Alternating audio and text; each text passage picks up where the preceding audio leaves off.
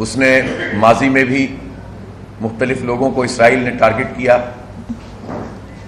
شیخ احمد یاسین، عبدالعزیز رنتسی اور اسماعیل ہنیہ، اور اسی طرح وہ ایران میں اور لبنان میں اپنے اہداف پورے کرنے کے لیے لیڈرشپ کو ٹارگٹ کرتا ہے۔ اور کل حسن نصر اللہ جو شہید ہوئے ہیں تو ان کے ساتھ ان کی صاحبزادی بھی تھیں اور بھی ان کے کمانڈرز تھے، لیکن اسرائیل یہ ساری کارروائیاں کرنے کے باوجود جذبہ جہاد کو اور مزاحمت کو ختم کرنے میں مکمل طور پر ناکام ہو گیا ہے، بلکہ جتنے وہ اس طرح کے اقدامات کرتا ہے اتنی ہی مزاحمت کی آگ بھڑکتی ہے اور آگے بڑھتی ہے۔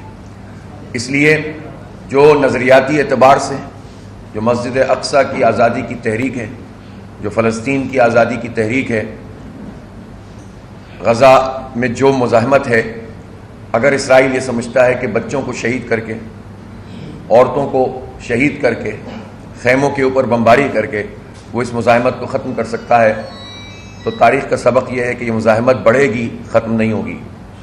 1 سال تقریباً ہو گیا ہے، اور 1 سال میں اسرائیل نے جتنا جو ہے وہ بم پھینکے ہیں، اور خیموں پہ، ہسپتالوں میں، اسکولوں میں، اور جس طرح سے اس نے انسانیت کی توہین اور تذلیل کی ہے، تو وہ یہ سمجھتا تھا کہ ہماری طاقت کے نتیجے میں فلسطینی سرنڈر کر دیں گے، لیکن ایک بچہ بھی ایسا نہیں ہے 23 لاکھ لوگوں میں سے جو یہ کہتا ہو کہ ہم اسرائیل کے آگے ہتھیار ڈالنے کے لیے تیار ہیں۔ ان کے پاس تو ہتھیار ہیں ہی کون سے؟ ان کا ہتھیار تو ان کا ایمان ہے، ان کا جذبہ ہے، اور یہ اس ہتھیار سے لیس ہو کر پوری دنیا کے مسلمانوں کو اور اس کے حکمرانوں کو یہ پیغام دے رہے ہیں کہ نہتے لوگ، اپنی لاشیں اٹھانے والے لوگ، اپنے بچوں کو دفن کرنے والے لوگ، وہ کھڑے ہو سکتے ہیں، تو ہماری مسلم ممالک کے حکمران کہاں ہیں اور ان کے فوج کے سپہ سالار کہاں ہیں؟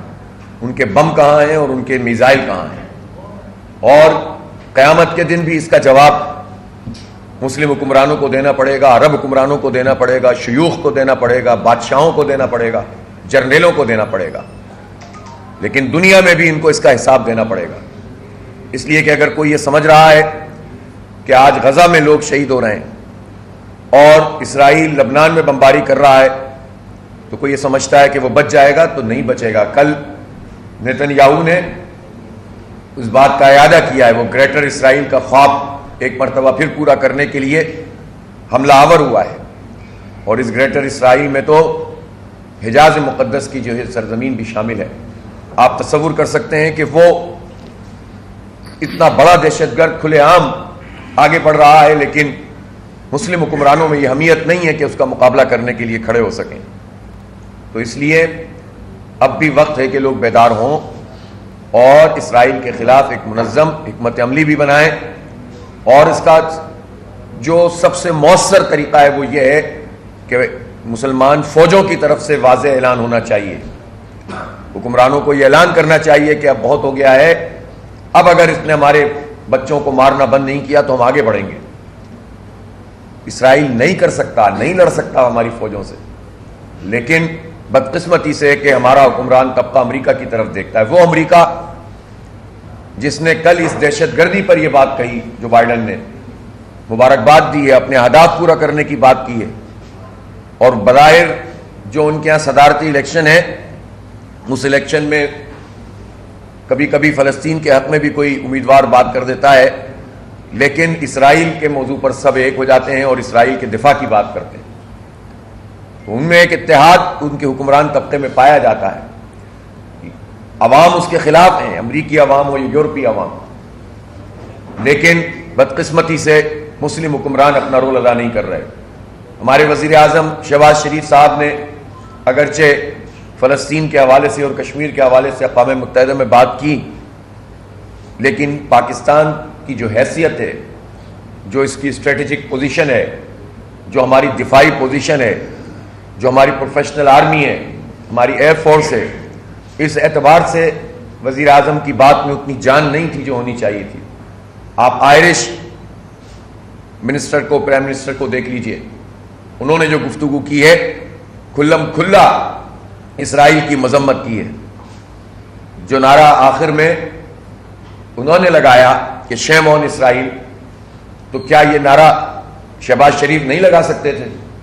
لیکن وہاں پر بھی یہ کنفیوز کرتے ہیں، اور 1967 والی پوزیشن کا نام لے کر ان کے دلوں میں جو ایک موہوم سی امید ہے کہ کسی طرح ہم اسرائیل کی ریاست کو تسلیم کر لیں، اس پر بات کرنا شروع کر دیتے ہیں. حالانکہ اس وقت یہ موضوع نہیں ہے. موضوع اگر یہ ہے کہ فلسطین کی ریاست آزاد ہونی چاہیے تو بات یہیں تک ہونی چاہیے.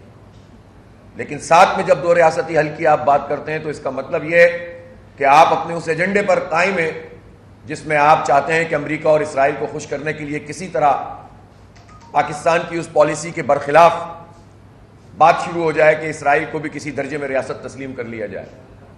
کسی بھی لحاظ سے، ڈپلومیٹک محاذ پر بھی اور پاکستان کی جو اوریجنل پوزیشن ہے اس کے اعتبار سے، اس طرح کی گفتگو وزیر اعظم کی طرف سے ہونا یہ انتہائی نہ صرف یہ ہے کہ غلط ہے، اور اگر ان کو پتہ نہیں ہے تو ان کی نااہلی کی مثال ہے.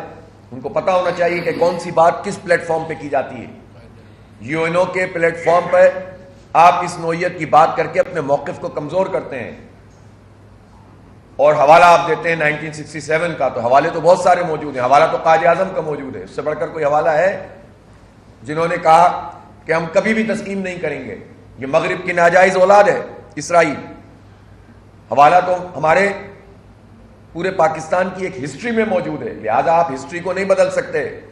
تو ایجنٹ کا کردار ہمارا حکمران طبقہ نہ ادا کرے، بلکہ اتنی بات کرے جتنی ضروری ہے، اور نہیں سیکھا تو سیکھ کر جائیں اور جا کر وہاں پر ٹھیک طریقے سے ریپرزینٹ کریں، بجائے اس کے کہ کنفیوژن پیدا کریں پاکستانی قوم میں بھی. کوئی کنفیوژن نہیں ہے، ہم اسرائیل کو تسلیم نہیں کر سکتے چاہے وہ کتنا ہی ڈنڈا نہ پھیرے.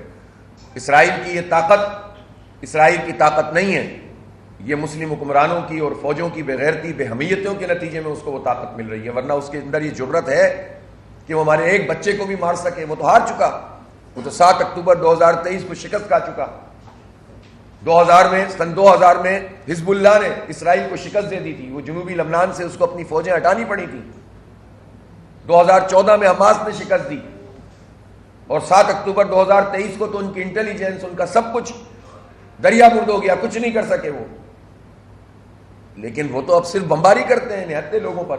تو یہ طاقت بھی مسلم حکمران طبقے نے اسے فراہم کی ہے، ورنہ اسرائیل میں اتنی جان کہاں سے آ گئی. لہذا اب بھی وقت ہے.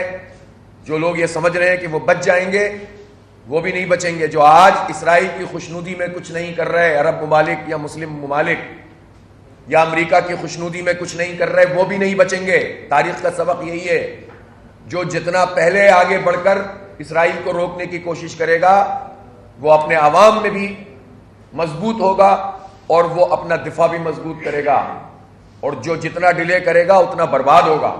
خود بھی مرو گے، اپنے عوام کو بھی مرواؤ گے. یہ حکمرانوں کے لیے واضح لائن ہے، سبق ہے. تو اس لیے جتنا پہلے ہو سکے اتنا اٹھیں. لیکن میں پاکستان کے عوام سے، پوری امت مسلمہ سے یہی ہم اپیل کرتے ہیں کہ اس موقع کے اوپر اٹھ کر کھڑے ہوں، اپنی آواز بلند کریں اور اس دہشت گردی کے خلاف پوری امت کو مجتمع کریں. تمام باضمیر انسانوں کو ساتھ لے کر چلیں. بالآخر انشاءاللہ حق کی فتح ہوگی. آج جماعت اسلامی پورے ملک میں احتجاجی دھرنے کر رہی ہے. ہمارے یہ دھرنے آئی پی پیز، مہنگی بجلی، ٹیکس کے غیر منصفانہ نظام کے خلاف ہیں. اور ہم نے اس موقع پر کہ جب کل حسن نصر اللہ کی شہادت ہوئی ہے تو ہم نے اپنے دھرنے مؤخر نہیں کیے، منسوخ نہیں کیے، بلکہ ہم نے یہ فیصلہ کیا کہ ان سب ایشوز کو بھی ہم ایڈریس کریں گے. لیکن تمام دھرنے جو مہنگی بجلی کے خلاف ہو رہے ہیں، حکومت کی وعدہ خلافی کے خلاف ہو رہے ہیں جو اس نے دھرنے میں پاکستان کے عوام کے ساتھ کی، اور ٹیکسوں کے ظالمانہ نظام کے خلاف کر رہے ہیں، ان دھرنوں کو بھی کریں گے. اور ان دھرنوں میں حسن نصر اللہ شہید کی غائبانہ نماز جنازہ ادا کی جائے گی. پورے پاکستان میں شاہراہوں پہ یہ دھرنے ہو رہے ہیں، اور تمام ڈسٹرکٹ ہیڈ کوارٹر میں اور بڑے شہروں میں ہو رہے ہیں. کراچی شہر میں 13 مقامات پر شاہراہوں پر یہ احتجاجی دھرنے ہوں گے. اور ہر دھرنے میں جہاں ہم پاکستان کے عوام کی یہ ترجمانی کریں گے کہ جماعت اسلامی کے علاوہ کوئی ان کے جینوئن ایشوز پر بات نہیں کر رہا، مہنگی بجلی ہے تو یہ مہنگی بجلی 25 کروڑ لوگوں کے لیے مہنگی ہے، تو تمام پولیٹیکل پارٹیز کو اس پر آواز اٹھانی چاہیے، لیکن پاکستان میں کوئی ایک سیاسی جماعت بھی عوام کے اس بنیادی مسئلے پر بات نہیں کر رہی۔ اور اسی طرح سے یہ جو تنخواہ دار لوگوں پر ٹیکس لگا ہے تو کوئی ایک سیاسی جماعت بھی اس ظلم کے خلاف آواز بلند نہیں کر رہی۔ جماعت اسلامی اپنا یہ فرض ادا کرے گی، حکمرانوں سے ہماری یہ لڑائی ہے، جب تک یہ مسئلہ حل نہیں کرتے ہماری یہ جنگ جاری ہے۔ ہم نے اس بات کا فیصلہ کیا تھا کہ جب 45 دن میں انہوں نے اپنا وعدہ پورا نہیں کیا، اور میں یہ حکومت سے بھی کہنا چاہتا ہوں کہ یہ بات کہنا کہ بات چیت جاری ہے، 14 روپے ہم نے کم کیے تھے 2 مہینے کے لیے، 14 روپے پنجاب میں، اور یہ کہنا کہ اتنے دنوں میں بجلی کم ہو جائے گی، بیانات کا جاری کرنا، یہ اعلانات تو انہوں نے پہلے بھی کیے تھے۔ جب ایک ٹائم فریم طے ہوا تھا اس ٹائم فریم میں چیزیں سامنے کیوں نہیں آئیں؟ لہٰذا اب جماعت اسلامی اس میں بالکل آزاد ہے کہ ہم اپنی اسٹریٹجی کے مطابق پاکستان کے عوام کا مقدمہ لڑیں گے، اور آج اس سے ہم آغاز کر رہے ہیں۔ آج پورے پاکستان میں سینکڑوں مقامات پر چہراہوں پہ دھرنے ہوں گے، اور پھر اس کے بعد ہم نے یہ فیصلہ کیا ہے کہ 23 تاریخ سے 23 اکتوبر سے 27 اکتوبر تک پورے پاکستان میں ہم ہر گلی، ہر محلے، ہر شہر، ہر بستی میں ایک عوامی ریفرینڈم کریں گے، اور اس ریفرینڈم میں جو واضح طور پر ایک سوال ہوگا جس سے ہم عوام کی رائے لیں گے کہ انہیں اتفاق ہے کہ نہیں، اور سوال یہ ہے کہ کیا بجلی کے بل ادا کرنے چاہیے۔ ہماری رائے یہ ہے کہ آلریڈی حکومت ہم سے ناجائز بل وصول کر چکی ہے۔ یہ جو کیپیسٹی پیمنٹ کے نام پر ہزاروں ارب روپے پاکستان کے عوام سے لیے گئے ہیں، وہ بجلی تو پاکستان میں کنزیوم کیا بنی ہی نہیں، جو بنی ہی نہیں اس کے پیسے پاکستان کے لوگ ادا کر چکے ہیں۔ تو جو پیسے ہم پہلے ادا کر چکے ہیں، اب مزید پیسے ہم ادا نہیں کریں گے۔ ہماری یہ رائے، ہم اس پر پاکستان کے عوام کی رائے حاصل کریں گے ریفرینڈم میں، اور اس کے بعد پھر ہم اعلان کریں گے۔ ہم یہ چاہتے ہیں کہ عوام کی شرکت کے ذریعے سے ہی یہ سب چیزیں ممکن ہیں۔ یہ عوام کی شرکت ہی ہے کہ جس کی وجہ سے ہم نے اپنی ممبرشپ کیمپین کو بھی جاری رکھا ہوا ہے، اور بہت بڑے پیمانے پر مجھے خوشی ہے کہ چاروں صوبے اور اوورسیز بھی، اس میں ہر فرقے، ہر مسلک اور ہر زبان سے تعلق رکھنے والے لوگ جماعت اسلامی کے ممبر بن رہے ہیں۔ خواتین بڑی تعداد میں بن رہی ہیں، اور مجھے خوشی یہ ہے کہ مائنورٹیز کی بھی ایک بڑی تعداد ہماری ممبر بنی ہے۔ ہم آئندہ دنوں میں اس میں ایکسٹینشن بھی کریں گے ممبرشپ کیمپین میں، اور اس طرح پاکستان کے عوام کا یہ مقدمہ اور لڑائی انشاءاللہ لڑیں گے۔ ہمارے پاس اسلام آباد پہ دھرنے اور لانگ مارچ کا آپشن بھی موجود ہے، اور ہو سکتا ہے کہ ہم ریفرینڈم کے دوران اس سے پہلے یا اس کے بعد اس کا اعلان کریں، لیکن ہمارے پاس جو آپشنز ہیں ان آپشن میں بجلی کے بل ادا نہ کرنے کی اپیل، ہڑتالیں، پہیہ جام ہڑتال اور لانگ مارچ، یہ آپشنز ہمارے پاس ہیں جس پر ہماری مشاورت بھی جاری ہے۔ تو اگر حکومت یہ سمجھتی ہے کہ دھرنا اس نے ختم کرایا تھا تو وہ سمجھ لے کہ وہ ہماری جد و جہد کا نقطۂ آغاز تھا۔ پاکستانی عوام سے بھی میری اپیل ہے کہ جماعت اسلامی کی اس جد و جہد میں وہ شریک ہوں۔ جتنا آپ کی شرکت ہوگی اتنی آپ کی آواز بلند ہوگی، اور ہم حکومت کو انشاءاللہ گھٹنے ٹیکنے پر مجبور کریں گے۔ 1 اکتوبر سے 7 اکتوبر تک ہم ہفتہ یکجہتی غذا ہم نے اناؤنس کیا ہوا ہے، اور وہ اپنے طور پر ہوگا۔ اس سلسلے میں 2 تاریخ کو چترال میں، آپ سوچیں کہ جماعت اسلامی الحمدللہ پورے پاکستان کو ریپرزینٹ کرتی ہے، 2 تاریخ کو میں چترال جاؤں گا انشاءاللہ، وہاں پر ایک تاریخی جلسہ عام، اور اس میں پاکستان کے عوام کے بھی تمام ایشوز کو ایڈریس کریں گے، اور اس کے ساتھ ساتھ ہم غزہ اور لبنان اور فلسطین کے حوالے سے بھی پورے جو ہے وہ ایک ماس موبلائزیشن کے بعد ایک بڑا جلسہ عام ہوگا۔ اس کے بعد 4 اکتوبر کو فیصل آباد میں بڑا مارچ اور جلسہ ہوگا۔ اسی طرح 6 تاریخ کو یہاں کراچی میں ایک بہت بڑا ملین مارچ ہوگا شارع فیصل پہ انشاءاللہ۔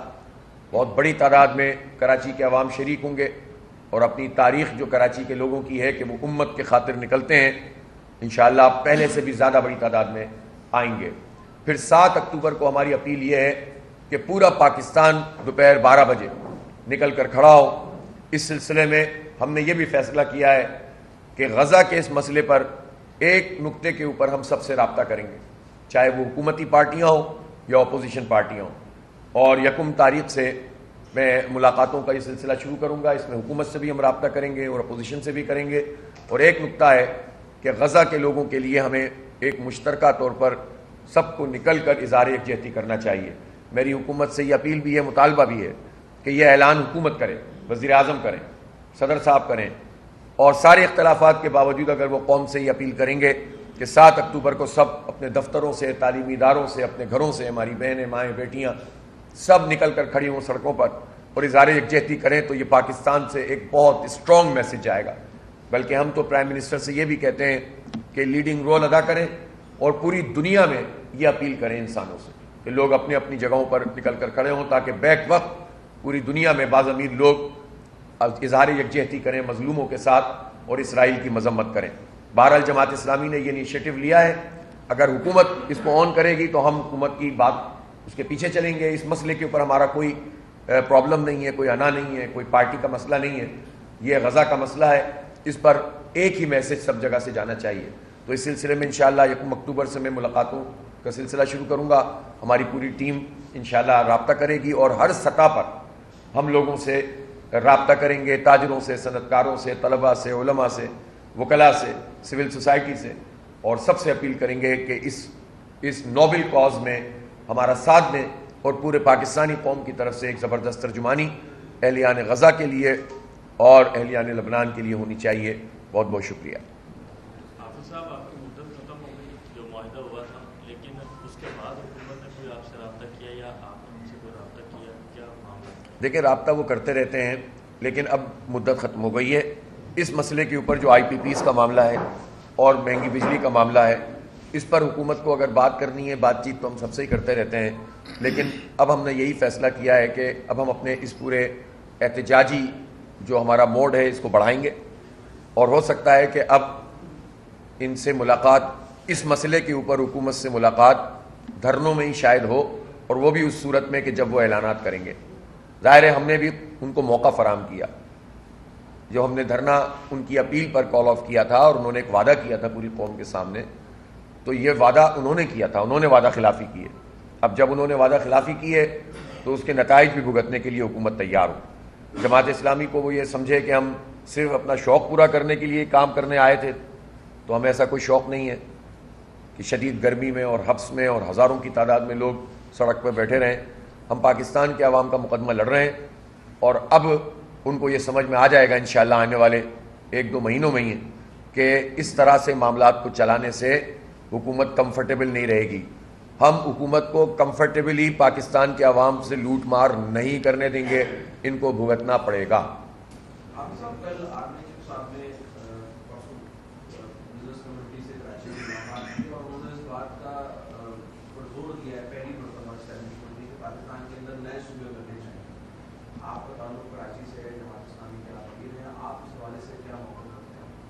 دیکھیں, صوبوں کے حوالے سے تو پاکستان میں آج سے نہیں, بہت ابتدا سے یہ تجاویز موجود ہیں. مولانا ظفر احمد انصاری صاحب نے میرا خیال ہے 19 صوبوں کا تذکرہ کیا تھا اور بڑے ڈویژنز بنا کے انتظامی یونٹ بنانے کی بات کی تھی.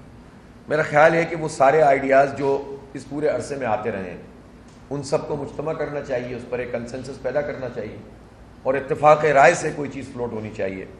بات یہ ہے کہ اس طرح ایبرپٹلی کوئی چیز بیان کر دینے سے مسئلہ حل نہیں ہوتا, اور بیان بھی ظاہر ہے کہ پھر پولیٹیکل گورنمنٹ کو ہی کرنا چاہیے اور اس پر اتفاق رائے پیدا کرنا چاہیے. جب اس طرح کی چیز آتی ہے تو بجائے اس کے کہ اگر کوئی صحیح چیز ہوتی ہے تو اس کو فائدہ پہنچے اور الٹا نقصان ہوتا ہے, طرح طرح سے آوازیں اٹھنا شروع ہو جاتی ہیں اور مسئلہ جو ہے وہ پھر پیچھے چلا جاتا ہے. تو میرا خیال یہ کہ یہ کوئی صحیح طریقہ نہیں ہے. کسی بھی صحیح چیز کو اگر آپ سمجھتے ہیں کرنا ہے تو جو حکومت ہے اس کی ذمہ داری ہے کہ وہ اس پر اتفاق رائے پیدا کرے اور پھر اس کے بعد جو ہے وہ اس کو فلوٹ کرے. اور ظاہر ہے کہ اگر آرمی چیف نے یہ بات کی تو یقیناً ان کی پیپلز پارٹی سے بھی بات ہو گئی ہوگی اور ان کی نون لیگ سے بھی بات ہو گئی ہوگی اور ان کی جو ہے وہ ایم کیو ایم سے تو خیر ضرورت ہی نہیں ہوتی, انہیں تو کہنا ہوتا ہے. تو بہرحال وہ سب باتیں جو ہیں وہ کر کے ہی انہوں نے کوئی بات کی ہوگی, لیکن میرا خیال ہے ان سے بات کرنے کے بجائے تمام اسٹیک ہولڈر سے بات ہونی چاہیے اور بات بھی پولیٹیکل گورنمنٹ کی ہونی چاہیے. اچھا حافظ صاحب, اگر ایسی کوئی صورتحال ہو جاتی ہے تو کیا آپ سمجھتے ہیں کہ کراچی کو بھی صوبہ بننا چاہیے, کیونکہ ایسی آوازیں ہم دیکھیں انتظامی یونٹ پورے ملک میں بیک وقت بننے چاہیے اور اس کے اوپر ایک اتفاق رائے کر کے یہ ہونا چاہیے. البتہ میں یہ ضرور کہنا چاہتا ہوں کہ جب تک یہ کام نہیں ہو تو جو پاکستان میں کراچی کی حیثیت ہے، کراچی جو ہے وہ منی پاکستان ہے. کراچی پورے پاکستان کی معیشت میں مور دین 50% کنٹریبیوٹ کرتا ہے. کراچی جو ایکسپورٹ کرتا ہے وہ پاکستان کی ایکسپورٹ کا 50% سے زائد ہے. ان حالات میں بھی کراچی جو ریونیو جنریٹ کرتا ہے وہ 60% سے زیادہ ہے. کراچی جو انکم ٹیکس دیتا ہے وہ 42% دیتا ہے پورے پاکستان کا. تو کراچی پر پوری پاکستان کی معیشت کا انحصار ہے. لیکن کراچی کا جو حال پیپلز پارٹی نے اور ایم کیو ایم نے کیا ہے پچھلے 30-40 سال میں، اس نے تو برباد کر کے رکھ دیا. تو کراچی کو وہ مقام تو ملنا چاہیے نا کہ جو اس کا مقام ہے. اس کو کیا دیتے ہیں 2-3 ارب روپے پورے جو کتنے دیے انہوں نے سندھ حکومت نے اس بجٹ میں ترقیاتی فنڈ میں، چند ارب روپے رکھتے ہیں سینکڑوں ارب روپے میں سے، جبکہ 98% ریونیو صوبہ سندھ کا کراچی جنریٹ کر کے دیتا ہے. تو جب صوبائی حکومت مرکز سے پیسے لے لیتی ہے اور پی ایف سی ایوارڈ ہی منعقد نہیں کرتی، 12-15 سال ہو گئے ہیں، کوئی ایک پروجیکٹ مکمل نہیں کرتے، نہ پانی دیتے ہیں، نہ بجلی دیتے ہیں، نہ گیس دیتے ہیں، نہ جو ہے وہ سہولتیں دیتے ہیں، نہ سڑکیں بناتے ہیں، جو بناتے ہیں وہ بہہ جاتی ہیں. جب یہ بدترین صورتحال ہے تو اس کو تو دیکھنا پڑے گا نا کہ کراچی جو پاکستان کا کیپٹل رہ چکا ہے اس کے ساتھ یہ سلوک، اور جو پاکستان اس وقت بھی معاشی کیپٹل تو عملاً وہی ہے، تو اس کے ساتھ یہ سلوک، تو اس کو کوئی سٹیٹس تو ملنا چاہیے نا. اگین میں یہ بات کہتا ہوں کہ اس کو جب کراچی کا نام جیسے ہی آتا ہے تو پیپلز پارٹی کو آگ لگنا شروع ہو جاتی ہے اور ان کی جو ہے منفی سیاست سامنے آتی ہے. بھائی کراچی میں تو سندھی بھی رہتے ہیں، مہاجر بھی رہتے ہیں. کراچی تو پختونوں کا سب سے بڑا شہر، سندھیوں کا سب سے بڑا شہر. کراچی تو جو ہے وہ بلوچوں کا سب سے بڑا شہر، سرائکیوں کا سب سے بڑا شہر. میرا تو خیال ہے ہزاریوال کا بھی سب سے بڑا شہر یہی ہو گیا ہے. تو کراچی تو سب کا شہر ہے نا. تو یہ جو سب کا شہر ہے تو جیسے ہی کراچی کا نام آتا ہے تو پیپلز پارٹی کو پریشانی کیا شروع ہو جاتی ہے. تو ان کا اندر کا جو ایک منفی سیاست ہے تعصبات کی، وہ اور ایم کیو ایم جو ہے وہ مل کر کھیلتے رہے 40 سال سے، مہاجروں اور سندھیوں دونوں کا بیڑا غرق کرتے رہے، اور کراچی کو بھی تباہ کیا، حیدرآباد کو بھی تباہ کیا. لاڑکانہ میں کون سے لال لگا دیے. میں تو آپ سے کہتا ہوں کہ آپ جائیے لاڑکانہ ضلع میں اور شکارپور ضلع میں اور کشمور ضلع میں، تو میں بھی ہو کر آیا ہوں اور ان سب جگہوں سے گزرا ہوں. کچھ نہیں کہتا میں، یہ جو رتو دے رہو ہے، یہ جو جندو دے رہو ہے، یہ نو دے رہو ہے، جہاں مزار ہیں تمام ان کی قیادت کے، اس کی گلیوں میں جا کر تو دیکھیں آپ کیا حال ہوا ہے. کوئی سہولت انہوں نے سندھ کے عوام کو نہیں دی ہے. لیکن جیسے ہی آپ جائز بات کرنا شروع کرتے ہیں ویسے ہی ان کے جو ہے وہ تعصبات اٹھ کر، اور یہ تعصبات ان کے حکومتی سطح پر نہیں ہے، اس میں سب یہ سندھی مہاجر بلوچ سب ایک ساتھ ہوتے ہیں. یہ ہمیں لڑانے کے لیے بیوقوف بناتے ہیں قوم کو. تو یہ سلسلہ ختم ہونا چاہیے اور کراچی کی جو حیثیت ہے اس کو تسلیم کرتے ہوئے یہاں پر امپاورمنٹ ہونی چاہیے، با اختیار مقامی حکومت ہونی چاہیے جو بلدیاتی حکومت ہے، جو آئین میں لکھا ہوا ہے. بہت شکریہ جناب. جی.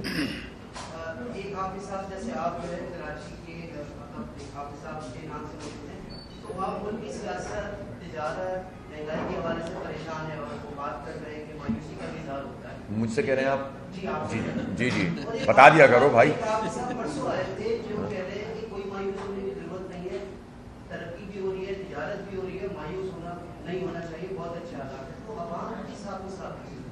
دیکھیں بات یہ ہے کہ مایوس ہم تو سب سے زیادہ وہ لوگ ہیں جنہوں نے مایوس کیا ہے 77 سال میں، ان کے خلاف ہم بات کرتے ہیں.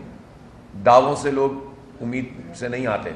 جن کے پاس اختیار، اقتدار، طاقت اور مرضی فارم 47 کی حکومت لانا ہے، وہ صرف اعلانات کرتے رہیں اور یہ کہیں کہ قوم جو ہے وہ بہت ترقی کر رہی ہے، تو یہ تو ٹھیک نہیں ہے نا.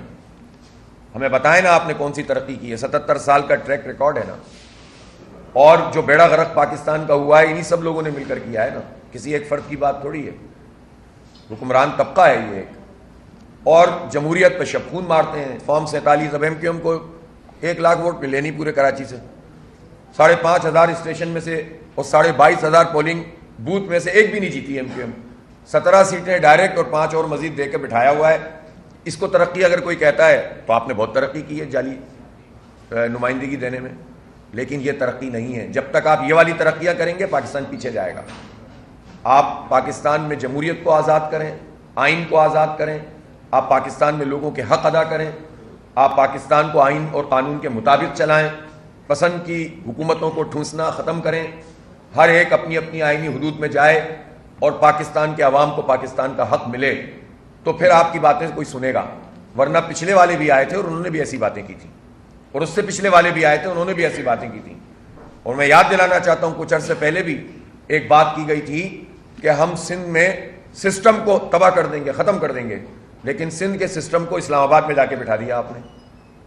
اب آپ کہہ رہے ہیں کہ سسٹم تباہ ہوگا، تو جب آپ یہ کہتے ہیں کہ آپ کے قومی مفاد میں آپ کو پیپلز پارٹی کے وڈیروں کی ضرورت ہے، جاگیرداروں کی ضرورت ہے، آپ کے مفاد میں آپ کو ایم کیو ایم نے پورے ٹریک ریکارڈ کے ساتھ اچھی لگتی ہے، تو آپ کا قومی مفاد معذرت کے ساتھ پاکستان کے قومی مفاد سے ٹکرا رہا ہے. اس لیے پاکستان کے قومی مفاد کے مطابق جمہوریت ہونی چاہیے، لوگوں کو حقوق ملنے چاہیے، بجلی سستی ہونی چاہیے، جو سود کا ریٹ ہے سود تو ختم ہونا چاہیے، لیکن بتدریج اس کو لیس دین 10% ہونا چاہیے فوراً، پھر گریجولی اس کو ختم ہونا چاہیے. آئی پی پیز کو لگام ملنی چاہیے. یہ آئی پی پیز کو طاقت کس نے پہنچائی ہے؟ کون پاکستان پہ حکومت کرتا رہا اس عرصے میں، ڈائریکٹلی اور انڈائریکٹلی؟ ان سوالوں کا جواب بھی سب کے ذمے ہے. اس لیے پاکستان میں آئین کی بالادستی ہو، جمہوریت کی بالادستی ہو، مرضی کی عدلیہ چاہیے، مرضی کی مقننہ، مرضی کی جو ہے وہ آپ کو بیوروکریٹ. تو پھر اس طرح تو مرضی سے تو نہیں چلتا، عوام کی مرضی سے بہرحال پاکستان چل سکتا ہے اگر عوام پہ چھوڑا جائے. خیر، بات یہ ہے کہ اس وقت جتنی بھی حکومت اعلانات کر رہی ہے کہ ہم نے مہنگائی کم کر دی ہے، تو مجھے کچھ پوچھنے کی ضرورت ہی نہیں ہے. ان کیمرہ مین سے پوچھ لیجئے آپ، اور رپورٹر سے پوچھ لیجئے مہنگائی کم ہوئی ہے کہ زیادہ ہوئی ہے، بس.